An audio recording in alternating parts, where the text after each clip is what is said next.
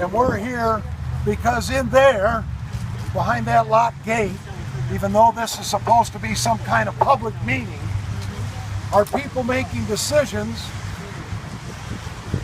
with a company, I believe it's called Veolia. How did I do?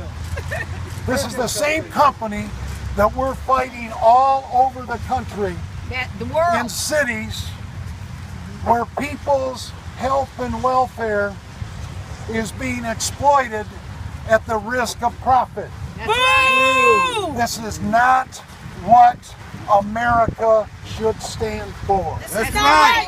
It is not about a continuation of the emergency manager rule and doctrine that led us to this situation. In March 2015, Veolia presented a water quality report to the city of Flint. This $40,000 report was a result of 160-hour assessment of the water treatment plant, distribution system, customer service and communication programs, and capital plans and annual budget.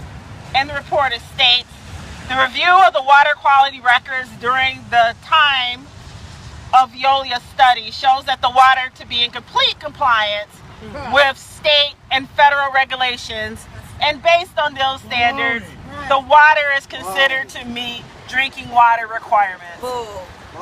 Veolia saw the discolored water as an aesthetic issue and not a harbinger of one of the largest public health disasters in the history of the United States. Drink this, Snyder. The report recommends Drink this, Veolia. the water system could add a polyphosphate to the water as a way to minimize the amount of discolored water. Veolia and emergency manager Jerry Ambrose weren't interested in protecting the health of Flint residents. Veolia had a chance to sound the alarm and they chose not to. That's right. Unfortunately, privatization isn't a new experience with Flint's imposition under the emergency manager law. The sanitation department was outsourced after a mandatory fee was assessed on all property taxes. And many of the qualified workers took an early out because the emergency manager's decision to slash health care. It was hard enough to fight for the truth when the people in power worked in Lansing.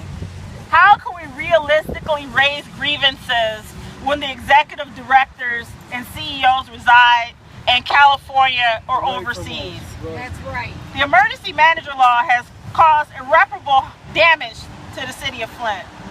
But we don't have to allow the ideology to control our future. Yes.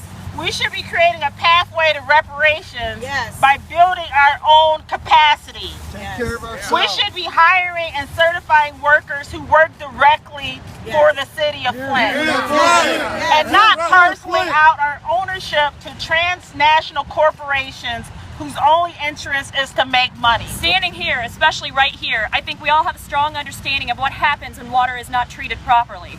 Flint is a heartbreaking and infuriating disaster and a case study of what happens to an entire community when profit is placed over the health, safety, and well-being of the people.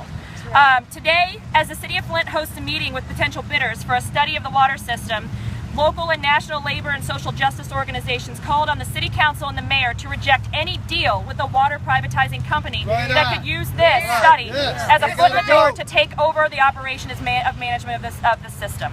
Again, we know, and Mayor pointed out quite well, how Veolia has failed us, how private water companies have failed us in the past. And the thing is that when they only care about profit, that is what strikes us the hardest.